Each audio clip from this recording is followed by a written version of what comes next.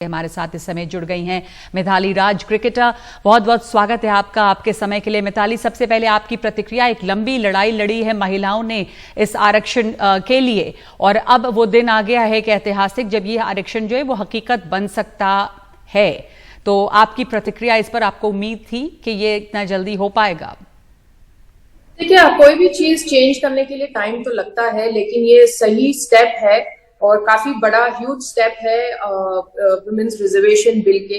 अगर हम देखे जाए तो इन द पास्ट भी काफी डिबेट हुई है इस वुमेन्स रिजर्वेशन बिल के लिए, लेकिन ये सही टाइम पे आया है। गवर्नमेंट भी काफी सपोर्टिव रहा है इस बिल के वजह से ही आज शायद हम आगे वुमेन पार्टिसिपेशन गवर्नेंस में ज्यादा देख सकते हैं। वुमेन्स पार्टिसिपेशन गवर्नेंस में यकीनन बढ़ेगा, एक ऐतिहासिक कदम ये है इस पे। लेकिन अभी से ही कई तरह के फिर भी एक सवाल उठने लग गए हैं कि इसमें ओबीसी कोटा नहीं है, ये कोई सवाल उठा रहे हैं। दूसरे कि आप देखिए कि क्रेडिट वॉर भी शुरू हो गया है कि कौन इसका क्रेडिट ले। ये लड़ाई तो लंबी है। यूपीए के समय भी बिल आया, बिल लैप्स हुआ, अब यहां पर पास तो हो रहा है, करवाया जा रहा है, लेकिन इसको पूरी तरह से लागू 2029 में ही किया जाएगा। तो ये भी सवाल उठ रहे हैं कि 2024 में क्यों नहीं? तो क्या सिर्फ चुनाव के पहले एक शोर के लिए है ये?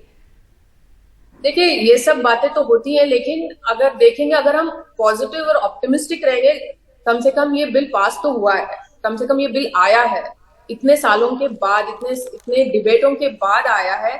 तो मुझे लगता है कि अगर हम इस पे जैसे जैसे दिन जाएगा we will get to know, क्योंकि कुछ नई चीजें जब आती हैं तब वक्त लगता है सबको उस चीज के बारे में समझने के लिए, उसके नॉलेज, उसके बारे में हमको सोच के आगे क्या करना है।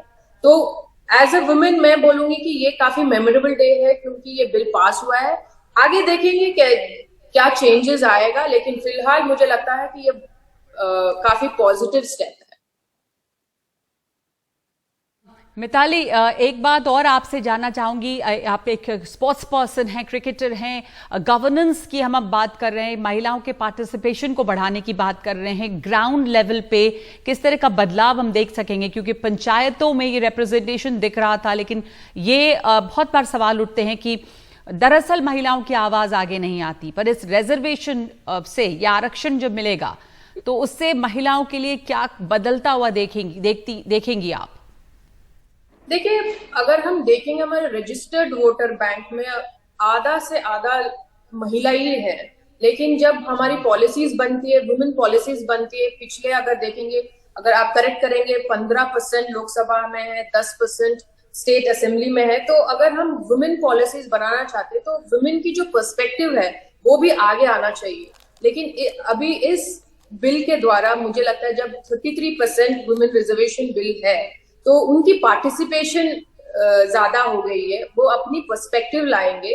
और जहां पे फोकस वुमेन्स इश्यूज पे होते हैं, जहां पे फोकस होती है, वहां पे स्क्रूटिनी और अकाउंटेबिलिटी भी होती है, और वुमेन्स वेलफेयर इश्यूज के लिए ये बहुत ज्यादा इम्पोर्टेंट है। और ये इसके साथ जो पावर मिलती है उनको चेंज करने के लिए, वो भी साथ में आती है। तो मुझे लगता है ये काफी प्लस है, काफी पॉजिटिव है। जी, बहुत धन्यवाद आपका मिताली राज, हमारे साथ जुड़ने के लिए।